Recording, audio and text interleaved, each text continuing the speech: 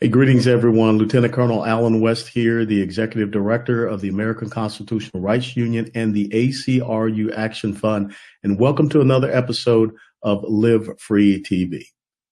You know, everyone understands, us wonks and us geeks who, delve into these matters of constitutionality, the 1803 court decision, Marbury versus Madison, that established what is known as judicial review. Judges being able to review the actions of the legislative branch and also the executive branch for their constitutionality. That's really a part of our system of checks and balances that we have between our three branches of government, the legislative, the executive, the judiciary, and to make sure that the checks and balances are there. But what happens when you have a member of the judiciary that is acting more so upon an ideological agenda than acting upon what the law really is, and seeking to usurp and undermine the powers and authority of one of the other two branches, being the executive or the, of course, legislative? The very first sentence of Article 2 in our Constitution, it says executive power is vested in the President of the United States of America. And when you continue to read throughout Article 2 of our United States Constitution, there is only one other title that refers to the President of the United States of America, and that is Commander in Chief. The President of the United States of America is the Chief Executive Officer of the United States. He is the Chief Executive Officer of the federal government. He is head of the executive branch. There's some people that seem not to really understand that. But the President of the United States of America also, as the Commander-in-Chief, is responsible for the national security, safety and security of the American people, the American citizens, protecting our sovereignty, something that we did not see happen in the previous administration. I think one of the most interesting lines that the president had in his joint address to Congress was when he talked about the decrease of criminal illegal immigrants coming across our border. Illegal immigration, period. And he said, it turns out that we did not need a new piece of legislation. We just needed a new president. And I have to wholeheartedly agree.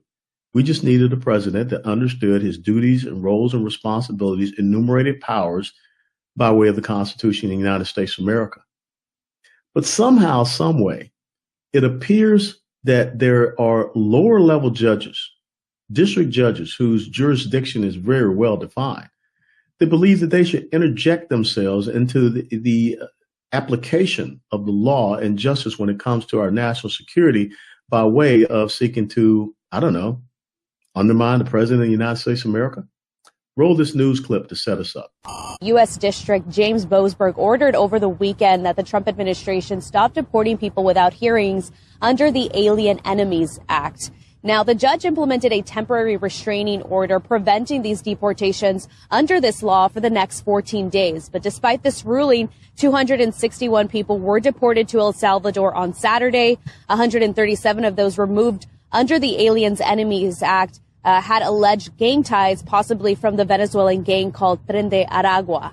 The ruling comes just as a federal lawsuit was filed that same day by a group of 5 Venezuelans in Texas and New York local jails against President Trump. They also accused the Trump administration of violating the judge's order, alleging that the court had made it clear any planes in the air at the time the order was issued should return to the U.S. Now, in a statement, the press secretary says the administration did not defy the court order, adding that the immigrant flights were outside of U.S. territory by the time of the written order. But this is all in response to President Trump invoking the Aliens Enemies Act. In respects, it's more dangerous than war because, in war they have uniforms. You know who you're shooting at. You know who you're going after. These are people that came out. They're walking our streets.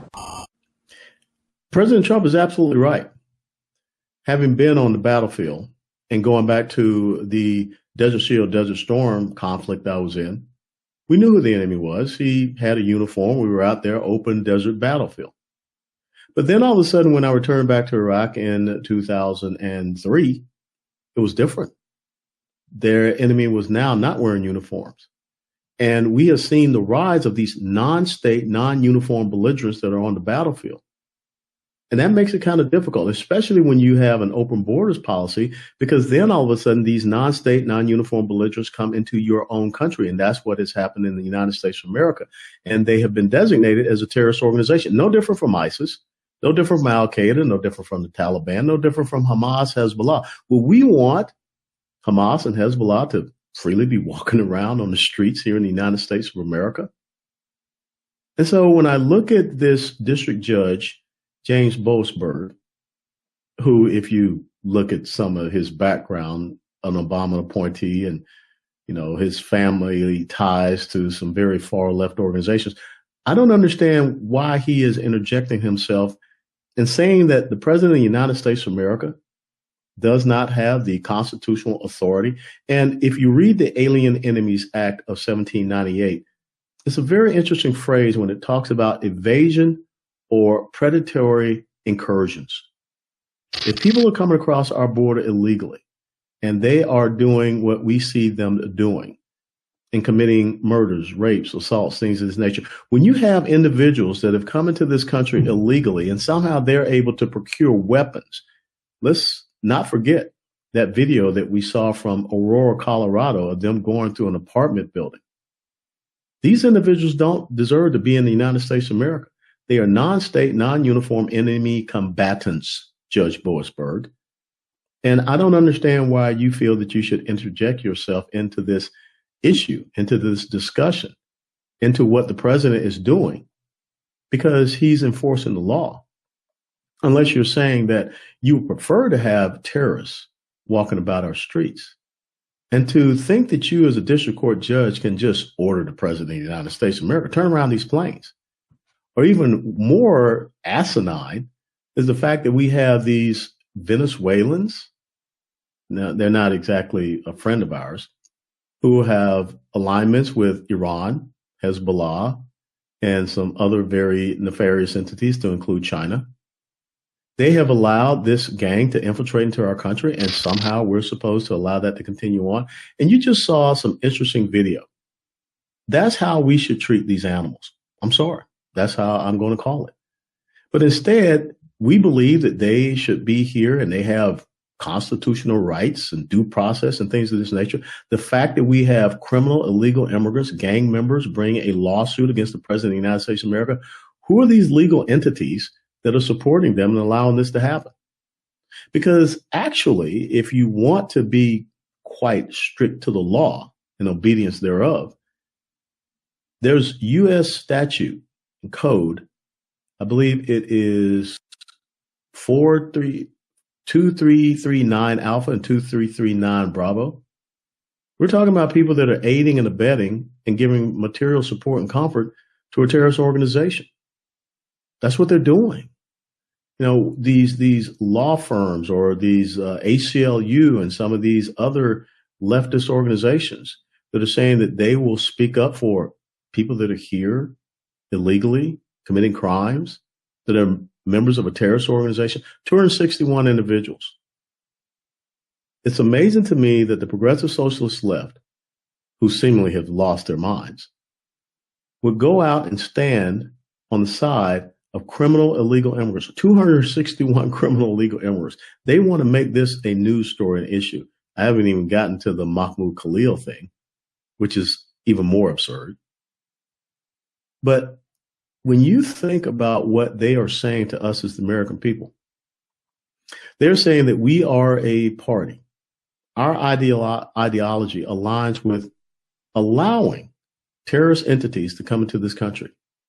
And furthermore, I think that we have to come to a realization of something, that this was a willful infiltration, a willful invasion, a willful incursion into our United States of America, emanating from Venezuela and Nicolas Maduro, who, if he does not take these citizens back, Secretary of State Marco Rubio has talked about sanctions to be imposed, and they should be.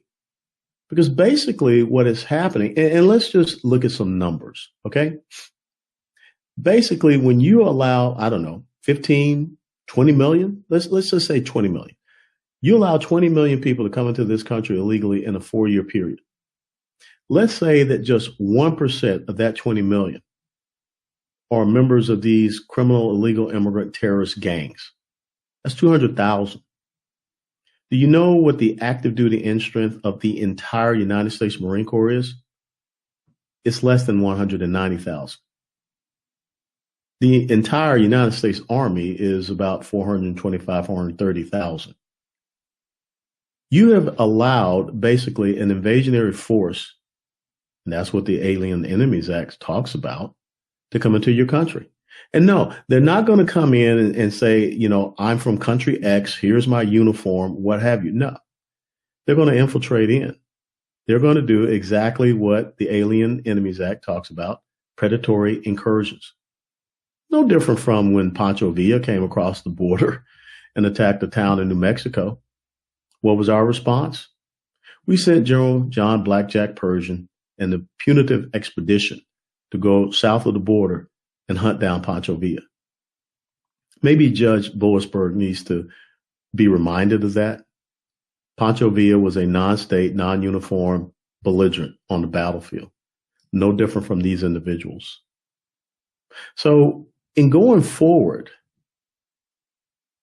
I'm trying to reconcile myself and understand how anybody can believe that Judge James Boasberg, Boasberg, is a valid district court judge here in the United States of America. And yes, President Trump has come out and said that maybe this guy should be impeached. That's part of our checks and balances also. We understand judicial review, but judicial review should, once again, look at the unconstitutionality of actions from the legislative and the executive branches.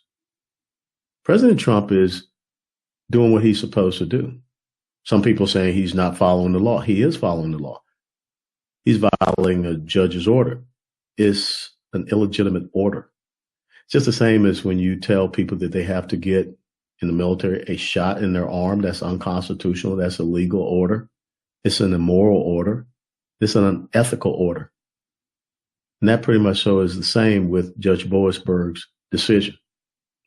How this will play out, I frankly say that the President Trump and his administration continue to do exactly what you're doing. Yeah, I know it has to go through the, courts of appeals and what have you. But this pretty much so is a, 90 to 10%, maybe 95 to 5% issue. Who is going to stand up and say, yeah, I want to see terrorists stay in our country. I want us to let them go through the court system here in the United States of America where we treat them all nice. We give them cable TV, good medical care, all kinds of food and everything. No. I like what I saw and how they were treated. And of course, people would go apoplectic if that would have happened here. But again, this is a terrorist organization. So if not Gitmo, then El Salvador said, we'll take them. We'll treat them as they should be treated. So think about this. And if you want to send an email to Judge Boasberg, ask him very simply, would you like to see Hamas on our streets?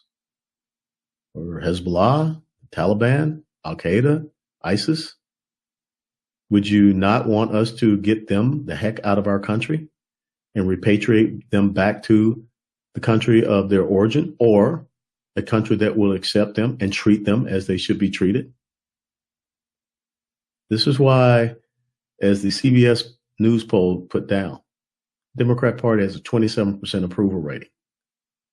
CNN poll said they have a 29% approval rating. As long as the progressive socialist left continues to align themselves with criminal illegal immigrants, members of terrorist organizations, as well as individuals here in the United States of America, guests on student visas who support terrorist organizations such as Hamas, who killed Americans and took Americans hostage, they're going to continue to lose when it comes to times of election. Yes, coming across the border into the United States of America illegally is a crime.